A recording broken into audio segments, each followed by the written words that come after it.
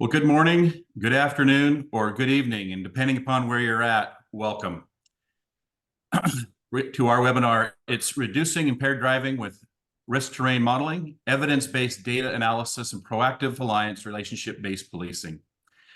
We had a great response to this webinar. We've got almost 260 registrations. We're excited and honored to be able to partner with SIMC and SafeNight, who you're going to learn more about here in just a few minutes. To bring you this amazing, and we hope for an action-packed oriented webinar for you to be able to take what you learn and apply it for wherever you're at. My name is Darren Grondell, and I serve as the Senior Vice President for the Foundation for Advancing Alcohol Responsibility, or responsibility.org, and also serve as the Director of the National Alliance to Stop Impaired Driving. And just kind of by way of background, I served with the Washington State Patrol for about 25 plus years. I love to say the plus. And with the Washington Traffic Safety Commission, or our State Highway Safety Office, for over 8 years. This work is near and dear to my heart. So I hope that as you listen today, that you'll listen and enjoy and take notes and see how you can apply what you're learning today. Just a few housekeeping items. I first wanted to say thank you to Christiana Falcon, who runs everything in the background. And if you have any of those little reaction buttons on your thing, just to let her know how much we appreciate what she does. She's a little voice that comes on. She's always behind the screen, but she does so much work to help support us. So thank you, Christiana. As a reminder, this webinar is being recorded. A link will be sent over to all of the registered attendees later today or early tomorrow. And this email will also have additional information and resources from our speakers today for your review. Everyone is on mute at this time. If you have a question, please enter it into the question and answer box. And I think that's right next to your to the chat box. If you have any additional people in the room, if you could just put the number in your room or people that are listening in, just to kind of help us to see the more of an accurate number of attendees today, that would be fantastic. It is now my pleasure to welcome Leslie Kimball, our Executive Director, to introduce responsibility.org and our missions. Leslie? Thank you, Darren. And if we were on Teams, I would have been giving Christiana a lot of hearts because she does a lot behind the scenes. So thank you, Christiana. We can go to the next slide. I'm Leslie Kimball, Executive Director of responsibility.org. Thank you all so much for joining us today. We thought I'd do a quick context setter for today. Responsibility.org we try and address a lifetime of conversations about drinking. And we start with young kids, encouraging parents, caregivers, teachers, counselors, school nurses, to have a conversation with them about the dangers of underage drinking. We start with our Ask, Listen, Learn program, and we move into college kids with our Alcohol 101 Plus program. And then we have a We Don't Serve Teens program that, again, is designed to not serve teens alcohol underage. So we have over 200 community partners that we work with on that program. We do a lot to fight drunk driving and impaired driving. So thank you for joining us on this webinar today. We're often looking at new proven ways that can fight these issues and save lives on our roadways. And then we do try and empower adults to make responsible choices if they choose to drink. And we have new programs, responsibility.org. I'm sorry, I'm so used to saying responsibility.org. I'm doing it again. Responsibility Works is the program that does that to try and teach adults what alcohol does to their body and really reconsider alcohol in the workplace. And then we have two other programs, Responsibility Starts With Me and the Virtual Bar. So again, this is fighting drunk driving is one of our key pillars, but we wanted to let everyone else know that we do two other missions as well and just put it into context. So I'll pass the floor back to Darren. Thank you so much. Thank you, Leslie. And we just so appreciate your leadership and your support for this important work and helping us through all this. And so got a great turnout today, seeing more people coming on. Today, as Leslie had mentioned, we have a threefold mission. And today we're going to focus specifically on our mission to eliminate drunk and impaired driving. You know, impaired driving is one of the leading causes of death in traffic-related fatalities based on data from the National Highway Traffic Safety Administration's Fatality Analysis Reporting System. You know, for impaired driving, we had about 13,524 people who were killed in alcohol-related crashes in 2022. This accounts for 32% of the total number of fatalities. That's way too high. One's too high. And that is nearly 1 in 3 traffic fatalities involving a drunk driver. We can no longer expect to do the same things over and over and expect different results. But the funny thing is, we continue to do that. That is one reason for today's webinar, to explore new ways, new opportunities of collecting and doing and now analyzing data, working collaboratively with our communities and key stakeholders as we work to address this ongoing epidemic. At responsibility.org, we lead on the issues of drunk and impaired driving by collaborating with key stakeholders, partners, and providing critical resources to support the efforts of eliminating impaired driving. This slide just kind of highlights a sampling of our free resources and publications, from electronic search warrants to 2 publications we've done with Safe Night. One is on their work that they've done with Safe Night in hospitality districts, and another is with our proactive engagement in traffic enforcement and safety, and 2 publications that you can take a look at, as well as others that we have focused on and how do we address impaired driving, not only from the education to prosecution, all the way to screening and assessments and treatment. It's critical that we look at the whole system. So these are just a few resources for your view. This slide is not about selling this book. I wanted to kind of graphically just illustrate, as leaders, we have several roles that we play. We model the way, we help inspire a shared vision, we enable others to act, and we encourage the heart. But today, I really want you to think about and listen to these 2 speakers, focusing on how to challenge the process. Thinking about that in your agencies, your cities, your counties, your organizations, even family, any of those things, because things that you're going to learn today can be applicable for any of those. As you see you learned today from risk terrain modeling and the proactive relationship-based policing, can be applied to address any problem you may have, particularly with our purpose today is impaired driving. This is not a one-hit wonder, because the work that you're going to learn about today can be applied in a variety of groups in the community and ways to work with them for the long term. Not just a short-term fix, but how do we do things for the long term? For any of you that are from state highway safety offices who are required to support meaningful community engagement under your new NHTSA rules, this is one for you. This is gold, and will help support you in these new requirements. We hope this webinar is informative and action-oriented as you see how to apply this in your respective jurisdictions, as we work together to ultimately, for our most important goal, is to save lives.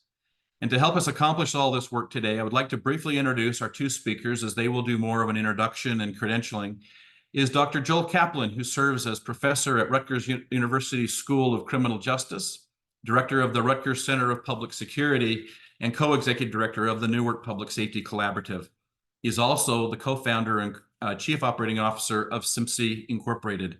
Concluding his remarks, Jim Masteros, who's a retired master police officer from Arlington, Virginia, and the co-founder and executive vice president of Safe Night, LLC. And you're going to learn a lot more coming forward. So, Dr. Kaplan.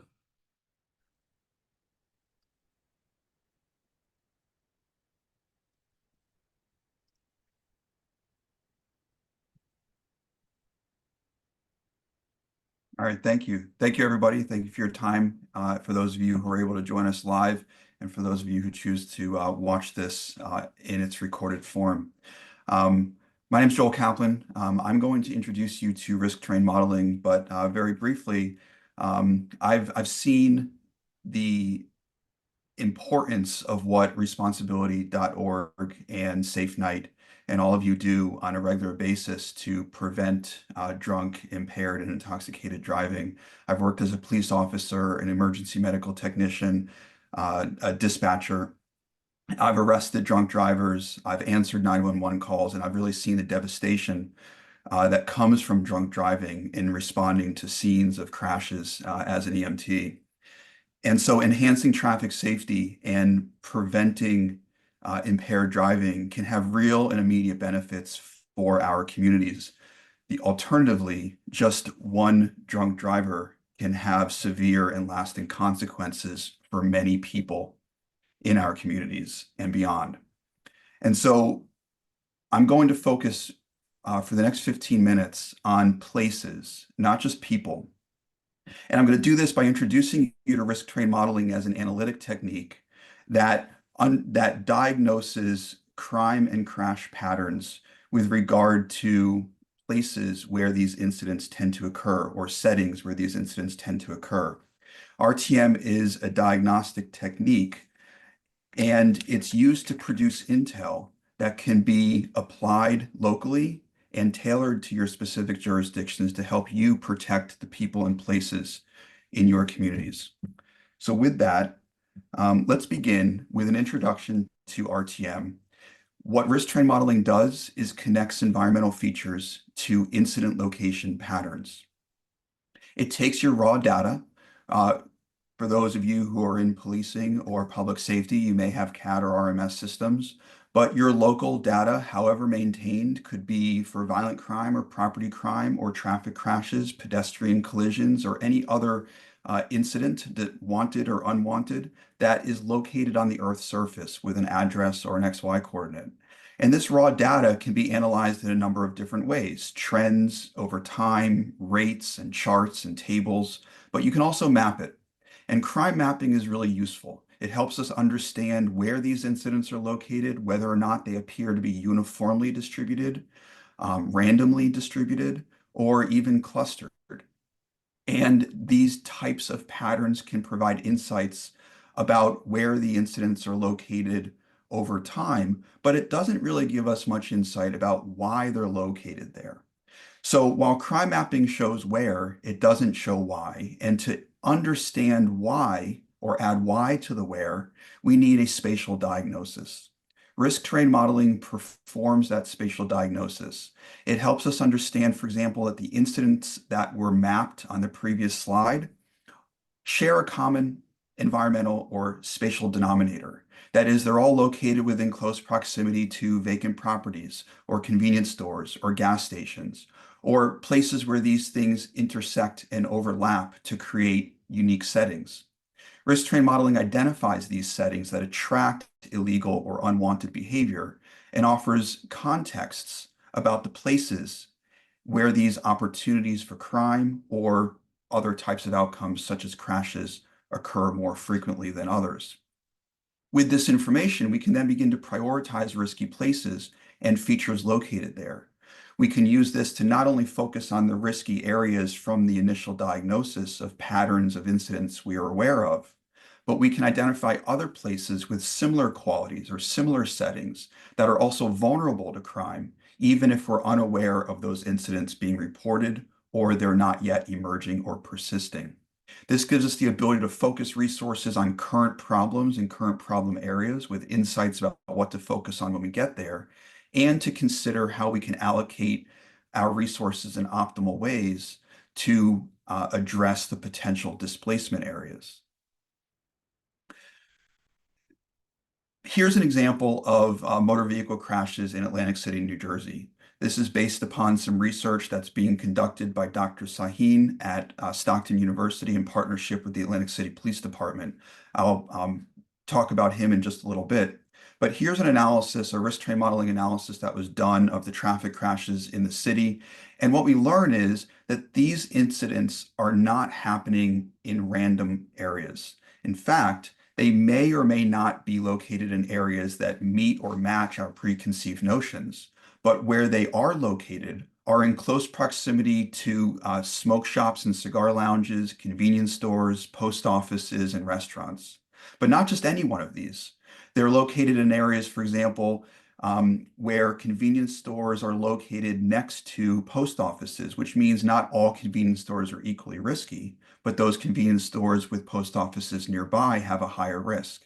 And we might even begin to infer why this might be the case. Maybe people leave their cars running or in a rush and come and go quickly from the post offices after mailing something or picking something up. And the same thing might be true of convenience stores, which creates a level of distraction of driver behavior. And we might even be able to come up with some other reasons why this might make sense to us, but we'll get to that in just a minute. Here's an example of bike crashes. We can break our data down by time of day or day of week. And so this is some work that's being done by Dr. Lopez uh, in Manhattan, but she's out of the University of Rhode Island. And she's looking at bike crashes in Manhattan at different times of the day, specifically bike crashes with injuries. And bike crashes that result in serious injuries are not happening randomly either. In fact, they're more likely to occur during the day at and around places of worship and subway entrances and exits. Now, we might ask why this is happening, and that allows us to delve further into the context of this. But places of worship during the daytime with bicycles might have more to do with the schools that are present and um, that are being hosted at some of these places of worship, preschools, kindergarten, and elementary schools, for example. But the daytime risk terrain for bike crashes looks different than the nighttime risk terrain. At night, bike crashes are more likely to occur in areas where there's a high concentration of nightclubs. Not just any nightclubs, but nightclubs that are located near truck routes. This may appear intuitive as well for some of us, but we can begin to see how bike crashes specifically connect with injuries may happen anywhere throughout the city, and they may even intuitively happen at or around nightclubs in the evening hours, maybe even after closing time. But there's a higher risk of bike crashes with injuries, as analyzed here, when those nightclubs are located next to truck routes. And so what we find through risk terrain modeling is the realization that people interact with some places at particular times to create unique situational risks near those settings. For example, bars at 10 p.m. on a Friday can influence crime patterns differently than nearby places to bars at 10 a.m. on a Tuesday. Or schools at 3 p.m. or areas at and around schools at 3 p.m. could look very different on weekdays versus weekends when school is or is not in session. And so even though these features of the environment are arguably static, that is, schools and bars don't get built or demolished on a daily basis, the influence they have on behaviors and therefore the dynamic relationship they have to crime patterns and problems that we're trying to prevent is very real and can vary by time of day, day of week, or even season. And so the next step from the analysis is to begin to add this level of context with our understanding about how these features that were identified from the analysis actually connect or influence to behaviors nearby. That is, how do people interact with each other at particular places to create opportunities for these unwanted outcomes? When multiple features are located within close proximity to one another, they create aggravated risks. So a bar next to a nightclub, next to a subway stop, near an alleyway, near a bus stop, and so forth, create this combined interaction effect, which aggravates the risk in this particular setting. A risk narrative allows us to interpret these results and connect people, places, and times by allowing us to better understand how these features connect with opportunities for crime nearby. For example, an increased risk of traffic crashes might have something to do with fast food restaurants, banks, and coffee shops. So a risk terrain that identifies fast food restaurants with drive-throughs, banks with drive-through tellers, and coffee shops with drive-throughs could have higher risks for the streets located nearby or the street segments located nearby. The next question then becomes why or how does this play out? And a risk narrative might focus on the way in which these features of the environment influence driver behaviors. For those of us who have ever gone through a fast food drive-through, we know that we're probably trying to open the dipping sauces and give the Happy Meal to the kids in the back seat, or try to eat some fries while we're exiting the parking lot. Same thing when we're leaving a bank teller. We might be trying to fit our wallet in our side pocket with our seatbelt on, or counting our money as we're exiting. Coffee shops, we might be putting creamer in the coffee, adding sugar, stirring it, trying to put the lid back on without burning ourselves, again, as we're exiting the parking lot. And so roadways that have exits flowing onto those sections from these particular features could be at a higher risk for traffic crashes because of the way that these features influence the behaviors of drivers and therefore aggravate the risks on these particular roadways nearby. Here's an example of an analysis that was done for traffic crashes in a Texas city, where the top risk factors were identified as hotels, car rental facilities, and airports. So what this means is that not all car rentals and hotels are equally risky, but those located near airports have a higher risk. The question then became, why might this be the case? And so different people in the room interpreted it differently, but a consensus formed that when people are traveling to a new location, especially through an airport, they might rent a car, and we're probably unfamiliar with the car. So as we're exiting the rental facility, we're trying to adjust the seats, to turn the radio's AM station off, or switch it over to an FM station we like. We're trying to adjust all of the mirrors and everything else, all while probably trying to get our phones to give us the proper directions while our GPS is trying to calibrate the proper coordinates. So this could increase our behaviors that create poor driving habits and increase the likelihood of us crashing or causing another crash.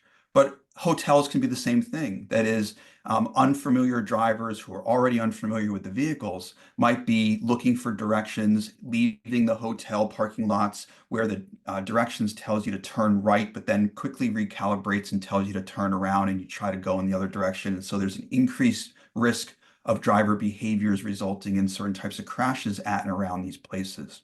This is one hypothesis that connects with these results, but there's real solutions and strategies to intervene based upon how we understand these risk narratives. This is a picture that I took when I actually traveled to San Diego. Outside of the car rental facility, there's a pullover area just outside the parking garage. The parking garage did not have a very good cell signal, and I couldn't get a GPS signal to give me proper directions. But when I exited, there was a pullover area with a GPS sync. I'm guessing that this car rental facility recognized that when people leave the facility without the proper GPS synced, then it increases driver behavior, resulting in probably higher deductibles and insurance costs for their patrons and themselves. So this is a solution directly addressing a risk narrative that can make sense based upon the results of the analysis. And so what we're doing with this analysis is not implying that the features that are identified are causing the problems, but rather that they can be valuable partners in problem solving. This speaks very closely and apropos to the work that Jim is going to discuss with Safe Night by thinking about bar owners and other community partners as partners in this solution, not necessarily as connected with the features that we're identifying as contributing to opportunities for these unwanted outcomes, but rather as ways in which we can try to intervene in partnership and while being informed by the data. Here's Dr. Sahin actually talking about some of his work applying risk train modeling to traffic crashes through his work with EPJETs, enhancing procedural justness through substantiation. He partnered with several police departments in Atlantic County and used the results of the analysis to increase the procedural justness of traffic stops by explaining why the officers were focusing on specific areas, increasing traffic enforcement in those areas, and why it was so important to do so because of these settings creating unique opportunities for pedestrian crashes and fatalities. That information was then used to increase compliance and legitimacy of the traffic stops, but compliance of the drivers and increase perceptions of police professionalism.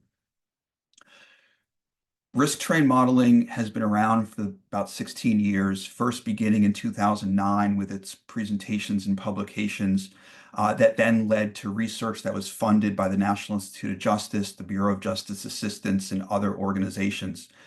There's now over 75 peer-reviewed journal publications on risk train modeling from around the world, many of which is now independent research, not just by myself, but by others. The National Institute of Justice named risk train modeling as its term of the month in January of 2003. And most recently, there's software that makes the analysis that much more accessible for a variety of different people, even with limited skill sets in statistics or crime mapping.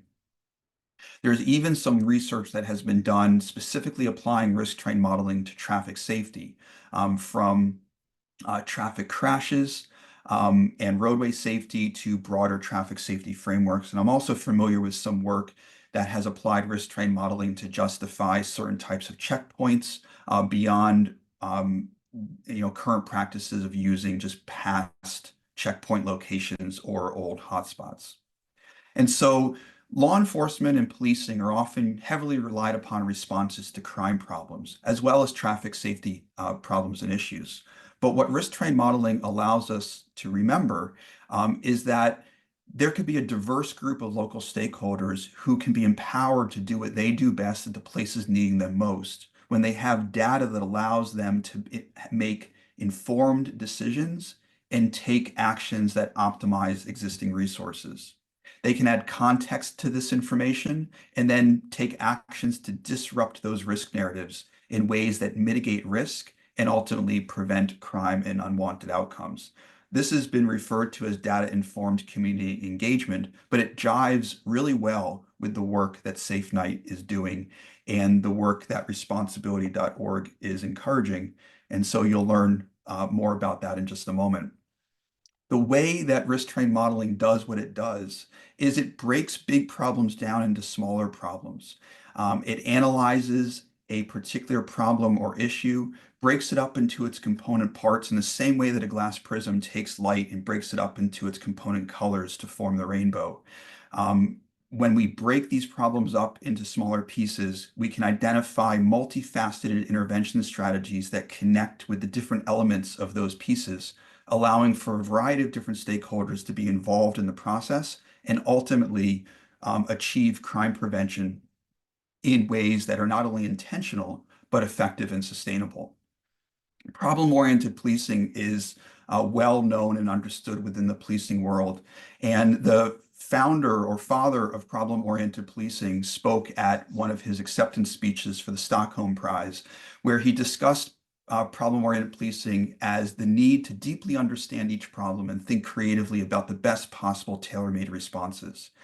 And we need to think differently about crime prevention and traffic safety, and risk train modeling helps with that in a number of different ways.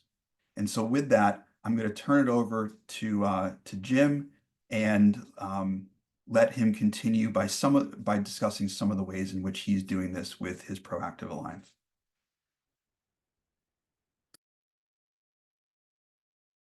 Thank you, Dr. Kaplan.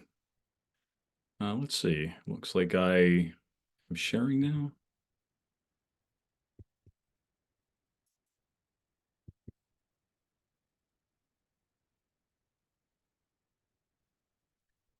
So again, thank you, Dr. Kaplan. My name is Demetrius Mastoris. I'm the Executive Vice President of Safe Night and a retired Master Police Officer from Arlington County. Just shy of 24 years in Arlington, Virginia. And in the past several years, we've been working with a variety of partners, essentially helping municipalities and Department of Justice, the COPS Office, Bureau of Justice Assistance work on complex problems and try to come together with unified strategies to address some of these bigger issues. The work that Dr. Kaplan is doing with RTM, it just solidified for us at Safe Night why we have a strategic partnership with CIMSI, because it provides a real defined way of not only describing problems, and we're all familiar with DDAX and hotspots, but what we're really after here is the why. And this has made our work and provided a foundation for our work to be far more meaningful and to reach the right people, relevant people, and get them involved in ways they hadn't been. So some of the work that we've done throughout the country, we've worked on juvenile crime in Dayton. We've worked on violence prevention in a nightlife setting in Dallas and in Norfolk, Virginia. And in this month, we're going to be featured at IACP at the National Conference in Boston for how Proactive Alliance was used as the foundation for a very successful homeless outreach team in Wichita, Kansas. And really, that's what we're going after here is we want to introduce not only the law enforcement community, but all the agencies, the nonprofits, the government agencies that support them, not only with funding, but with training, to understand that they need a methodical, systematic way of teaching how to develop a relationship. One of the things that really speaks to me around risk terrain modeling is not just finding out the why, but we now know who those relevant stakeholders are, so that we can not only reach out to them, but get them involved. And just because they've been identified doesn't mean they want to work with us. And that's where building an individual, complex relationship is required. And I'm going to discuss some of the ways that that's done. So within community outreach, community policing, Dr. Charlotte Gill from George Mason University has talked about this. She's done an extensive review on community policing, and it really gets broken down into a lot of buzzwords and philosophy. And this quote from an article where she was quoted talking about community policing, that it really has become a buzzword because it doesn't have a systematic way of being taught and replicated. And when it means something different to everyone who is doing community policing or saying they're doing community policing, we don't really understand what's working and why. So these buzzwords that we continue to hear, there have been lots of different iterations of it: community policing, outreach, engagement. Some of the newer ones we've heard in the past few years are one-by-one policing or relational policing. And when we're asked, when you ask, law enforcement executives or people involved in engagement, what are you doing to teach your staff these models, and how are they being replicated? One of the questions I often ask agencies that say they're doing one of these is, how can I bring it to my agency? And they say, well, we don't really know how to teach it. It's just a way of being, or it's just a perspective. And what we're saying is we need something more than that. So at the end of the day, I like to focus in on this article that came out in Police One, where police executives were asked, what is community policing? Tell us, what are the ways that you can get community policing involved in your community? And they gave some tips and tricks. And whenever we have tips and tricks, it tells me that there isn't a lot of substance behind it. And then these law enforcement executives basically broke it down to get community policing involved in your agency is you have to define community policing, build strong relationships, bridge politically divided communities, leverage technology, and trust and transparency are important. And my question to all of them is, how do we do that? How do we do that? And that's the part that's often missing with traditional community policing as it's practiced today by most law enforcement across the country. So one of the other questions I often ask to my profession and when I'm speaking across the country is, do you really know what community-oriented policing is? Does it prevent crime? Do you know if it's evidence-based? Is there empirical evidence to show you that this theory can be proven, that it can be replicated, and that you can have the same results if I do it somewhere else? And the question is often answered with, well, we don't know. We don't know. All we know is that this is something that's expected by the community and elected leaders, and we're going to always have this be part of our agency and our philosophy.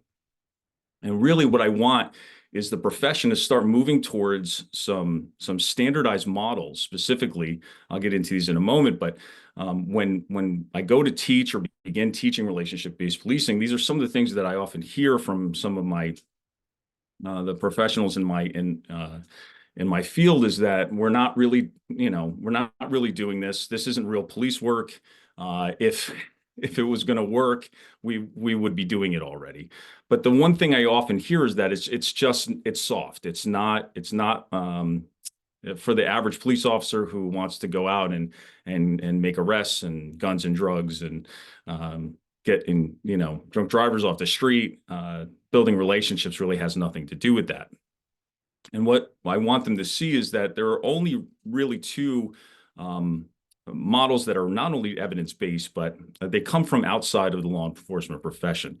The first was created in 2020 by the Urban Peace Institute, and they define relationship-based policing as a law enforcement practice that relies on community trust and partnership And you're going to see these words again: police legitimacy based on procedural justice to achieve community safety.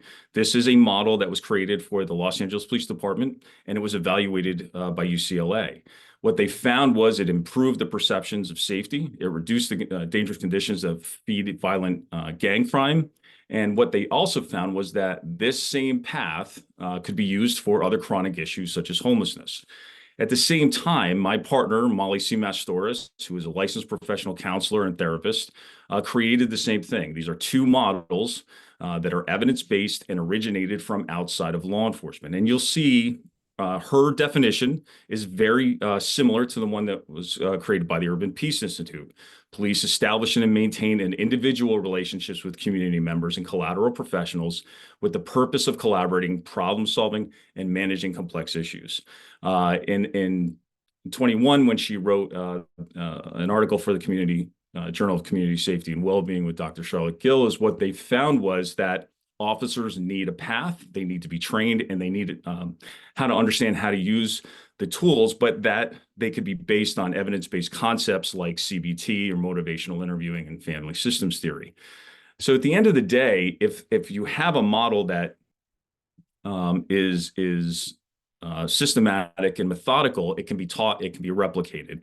And the way we break this down very simply is that what we find is community policing usually focuses on outreach, coffee with a cop, national night out, doing a lot of the things that are public facing to show the community the human side of policing. But they don't really reach the people that we need most, those relevant stakeholders that Dr. Kaplan spoke about, especially when we find out this data that points to perhaps stakeholders that haven't been involved. We want to use these individual relationships to build a multi-component approach. Outreach and engagement are separate. Engagement is a majority of the work that you do every day with people who matter most and have the most impact on the problem. And what we find is people are not following us around with cameras and taking pictures for social media. But what we find on the other side, we do need this avenue of outreach to explain to the community and have venues so that they understand that the work that we're doing every day. And so what we say is a majority of this work should focus on prevention. Outreach is absolutely necessary so that this work can be amplified and the community can really understand what's going on a day-to-day basis on how we're working towards addressing and managing complex problems like impaired driving. So when you really break down what the actual work is, what we wanted to do was show that it really matters what you do with individual people. It's that communication, that trust, empathy. That's what changes the culture of how you work with stakeholders. When we use empathy, we talk about what my partner calls productive empathy. It's essentially empathy with a job. We have to have and work with people who are willing to do work with us. And when they won't, we have to work harder to develop that trust and legitimacy with them so that they will start working on these difficult problems with us. But we also have to be open to the way we work. It's not enough to just go put cops on dots with the old hotspots way of policing, where we just put people there but we don't usually tell those officers what to do. And that's, we have to look at the way we are assigned, shift assignment, deployments, enforcement standards, and we have to work really hard to involve all the other municipal agencies and what we call a peer-to-peer training, where you build enough of an understanding and support so that other members of your agency and the other municipal agencies of the community are not doing things that are hurting the mission or the goal or the outcome, really is what we're after. Outreach, again, needs to be the amplification of this day-to-day work where you're working with multidisciplinary teams, whether that be from police, code, housing, public health. We want essentially every community and city agency working together. And that's going to shift and change from time to time. So I really, at the end of Dr. Kaplan's presentation, you saw that pie graph where we're shifting from this being just police-only problems to more people who have a vested interest are taking more involvement and being invited to the table. So as police, we can be those conveners. So when we talk about this, this is the shift that we would like to see, where we're using evidence-based models to teach relationship building and not just relying on traditional community policing. We're prioritizing individual relationships, multi-agency responses, and problem-oriented policing. And when while it's often referred to as POP or policing, we think problem-oriented approach is really what it comes down to, is that many other agencies can be involved in problem-oriented strategies. And I discussed the training and understanding that integrating this into the culture of policing and really seeing this as a vital concept and skill, just like driving a car, just like shooting a gun. Officers need to learn how to build relationships with the community and collateral stakeholders. So at the end of the day, we're looking at how are we going to address a problem? So if we have a methodical way to teach us how to build relationships, we have this data. What we find is, in communities who have used our models the same way, is we start with a problem, we use RTM to find out where those risky places are, it identifies those relevant stakeholders, and then we use proactive alliance to build relationships with the people that matter most to help us do work with them. Ultimately, we're all feeding towards this unified strategy where we all have a say in how this is going to unfold and change and adapt as needed. And we evaluate those based on the outcomes we hope to achieve. So this is really what provides the sustainability. We don't want work or agencies to come and go based on retirements, transfers, promotions. We want this work to be adhered to and committed to across the board, so that when a new police chief comes in, we don't want to see them pull back from a multi-agency response to a critical problem in the community. So when we talk about this, we talk, RTM is really the starting point for us. PA and proactive alliance, the relationship-based approach, is essentially the glue. It's the grease in the wheels that gets us to doing work, which is the problem-oriented approach or policing. So the point I want to make around impaired driving is that we do lots of things to affect impaired driving. We do we ask bars and restaurants to do responsible alcohol service training. We do impaired driving enforcement. We do lots of outreach and education. But when these things are not tied to a larger strategy, when they're not tied to a multi-component approach, such as a prevention model like a voluntary accreditation program, if you're not giving the industry or the bars, restaurants, clubs, anything or any business that has an influence on those patrons' behaviors, we're just doing things instead of working together towards some of these goals. And that goes back to speak to what Dr. Kaplan was talking about, empowering these stakeholders to do more with the data that they have. The first accreditation model in the U.S. introduced was in Arlington, Virginia. And the University of Virginia conducted a study, and what they found was that there were more points of intervention over the first year of the program than the year before. And these really mattered most because this showed us that the fire marshals and public health and the police officers, as well as bar owners and security and ancillary businesses, were making far more contacts to intervene in problems before they occurred. And what the University of Virginia study found was in 2015, the impaired driving, in 2016, the year before, the 2 years before the program started, the impaired driving arrests were going up. And when we started having more interventions with far more stakeholders, we started seeing them go down, and the reporting requirements were also different as well, as that, because it wasn't just last drink data, but we wanted to know what were the things that we were preventing, because we were looking at impaired driving as part of a larger alcohol-related harm initiative to drive down. So it also included assaults, drunken public, disorderly conduct, anything associated with alcohol, sexual assaults and such. What they found also was that ARI had some lasting effects. While it was effective on the dates that we had a real presence, public safety had a real presence in these areas, They found that it was working on the nights that we weren't there as well. And that was very satisfying. So the other part of this, to have outreach and programs like this, if they're anchored to a multi-component approach, an evidence-based model, prevention model, like a voluntary accreditation model, they're going to be far more effective. You're going to reach more people because they are reaching not only more of the community, but they're reaching the right people who could be perhaps choosing to drink impaired or drive impaired, excuse me. And so these awareness campaigns mattered more because we had more partners. The Washington Alcohol Regional Program, the RAP program, they were responsible for the Sober Ride. We're tied to, and while this was a DC Metro program, they anchored it to the Arlington Restaurant Initiative. And there's lots of things that you can do as far as outreach campaigns. There's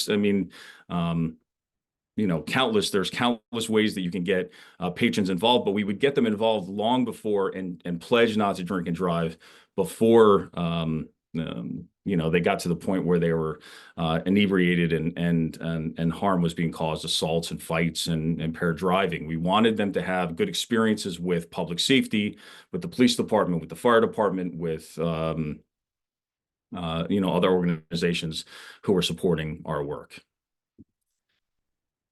So at the end of the day, what really do we want? We want state and local law enforcement to consider working together more beyond crime control task force.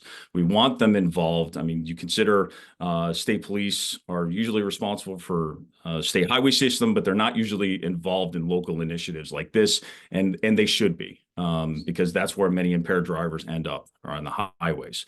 And then prioritizing engagement over outreach. Outreach, again, needs to be that messaging, but the engagement is the day-to-day work with the people that matter most. And the state highway safety offices and Department of Transportation offer these trainings, offer these models to show law enforcement agencies and some of the community stakeholders that there are more options than just what they have. Just relying on coffee with a cop isn't going to get this done.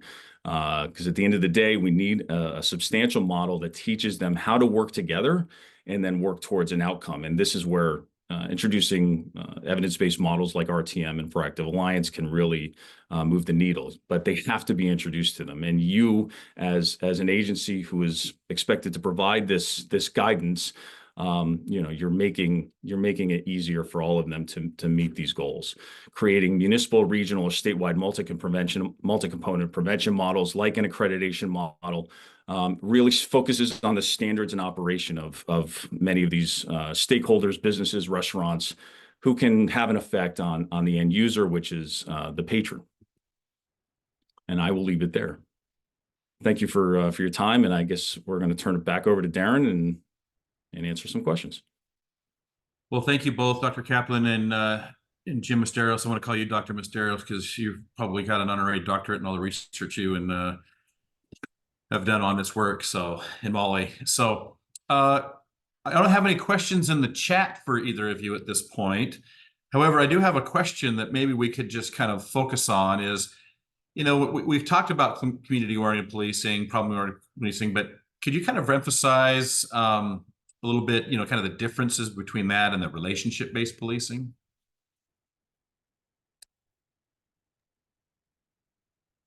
Yeah, when I think about the work that I did in the beginning, trying to convince a bar owner to adopt a very rigorous and complex accreditation model that raised their standards, when their experience with the code enforcement, with public health, fire marshal's office, with state ABC has been negative. Every time that we showed up, you get in trouble for something that happens, and your staff doesn't have the ability or the understanding of what's required by law.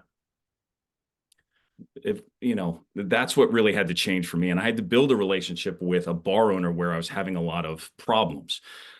Because at the end of the day, if I could get that bar owner to change their standards of operation, get cooperation, and have them be part of the solution, that was going to help not just my work, not just the officers' work and the fire marshals that were working at night, but ultimately the community, right? We would have fewer issues there. And it's about driving down how many resources we have to spend there. Community outreach, I don't, at the end of the day, it's not going to be able to convince that bar owner or a stakeholder who's had bad experiences or, terrible experiences with us, because we're just not taught these skills.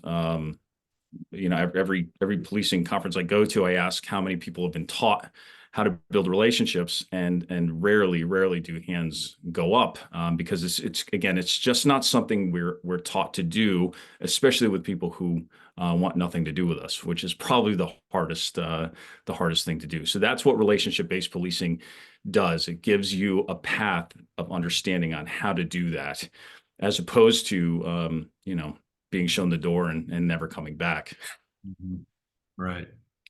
Thank you.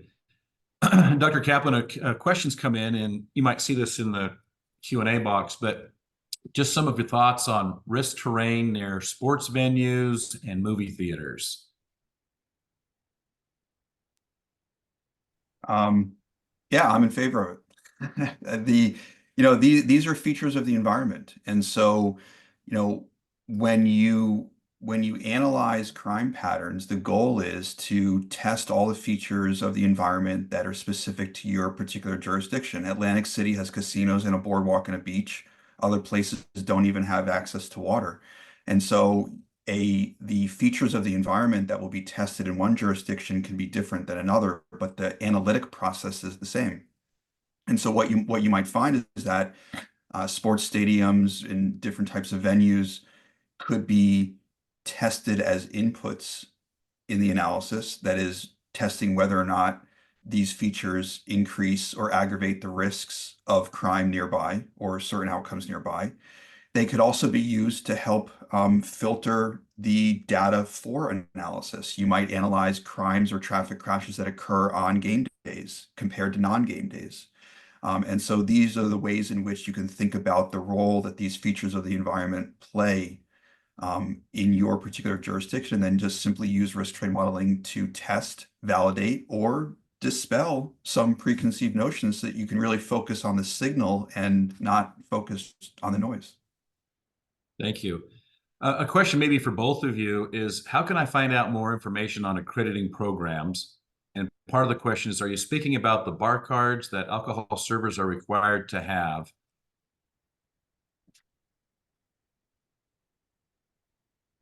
So the accreditation model is something that either can be introduced through a business improvement district, a nonprofit, or it can be run by the municipality. But essentially, it's a recognized program that identifies lots of different things, whether it's underage drinking, sexual assault, guardianship model, understanding for criminal civil liability for their security staff, how you serve somebody, how you de-escalate, and having these written policies, employee policies for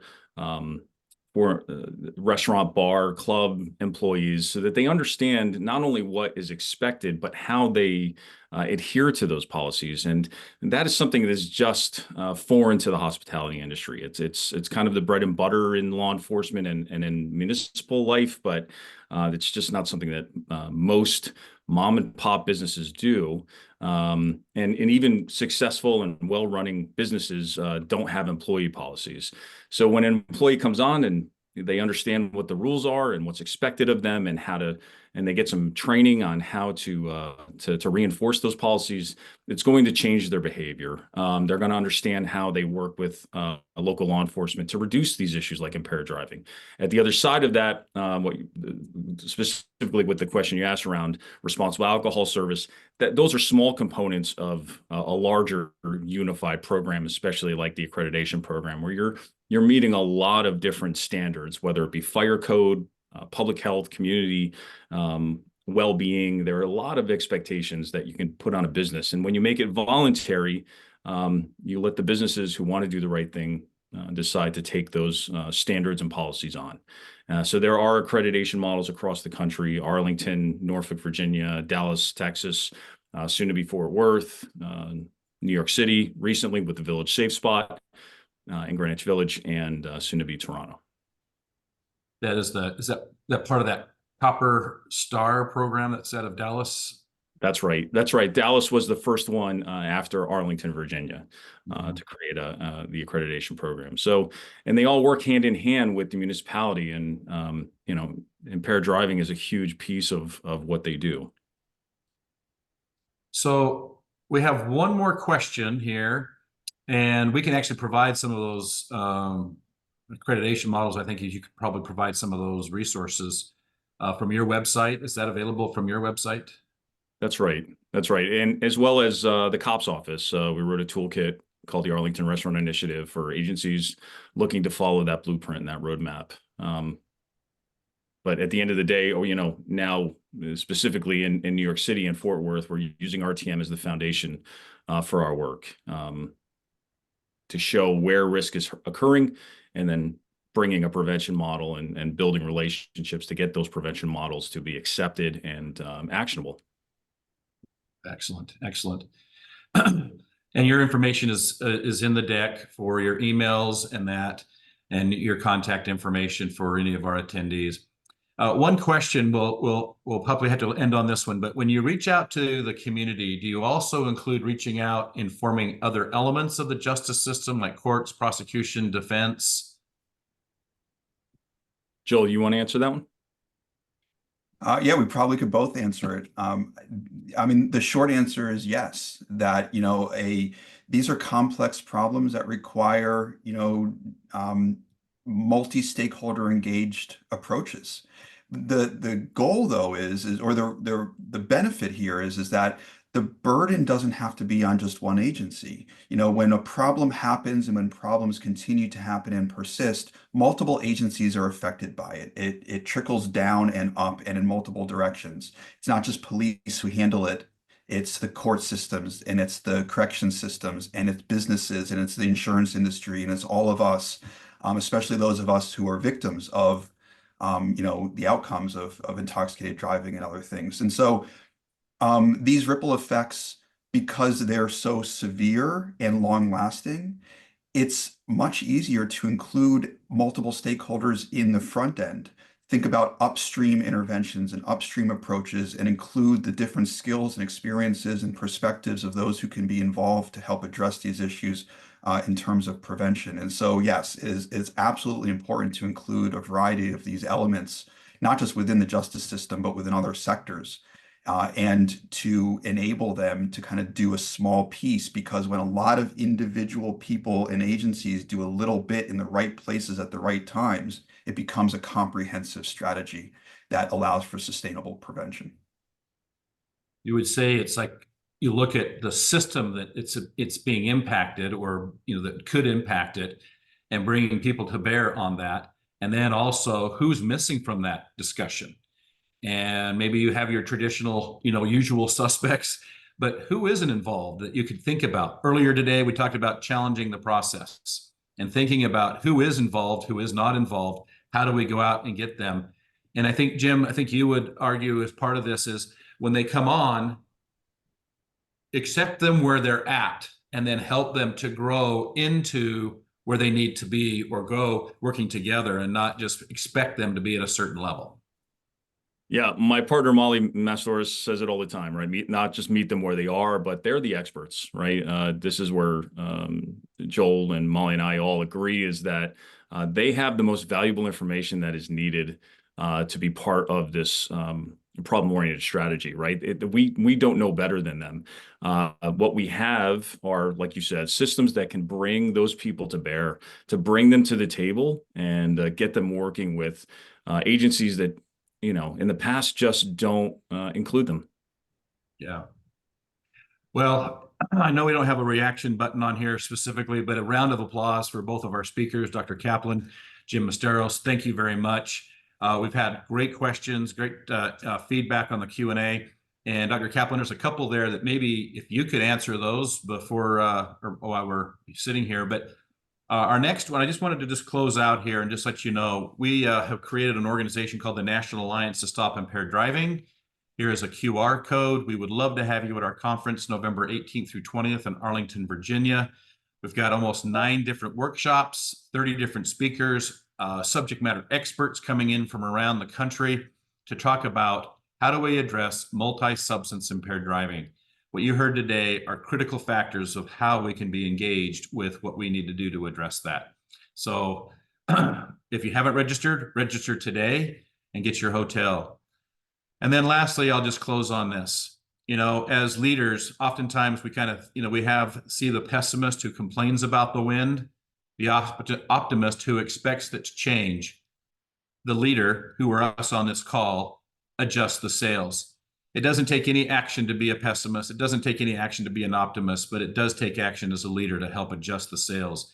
And this today, which you've seen in this webinar, helps us to adjust the sails in our area to make a difference. So thank you very much for joining us today. As noted, this is recorded and you'll get an email for this and all of the other resources after today's call. So thank you very much and be safe.